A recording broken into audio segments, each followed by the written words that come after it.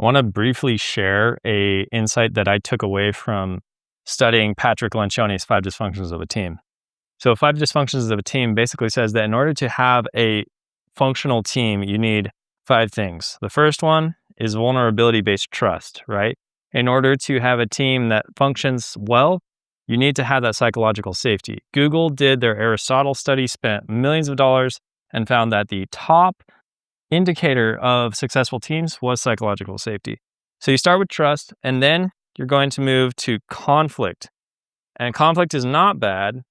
Ideological conflict happens when you have that trust. And that leads to better ideas. And when you have people speaking up and, sharing their ideas, that's going to lead to commitment, right? When your people have weighed in, it's way easier to buy in. Intel says disagree and commit. That was their idea. And they do that so that people actually will commit, right? Because it's like, we want you to disagree, get your ideas out on the table so that we can all commit together. Once you've committed, then you have peer-to-peer accountability. When everyone is committed to stuff, right? Like if you're in a football team and you've all committed to a play, you're way more likely to hold each other accountable to actually make that play happen.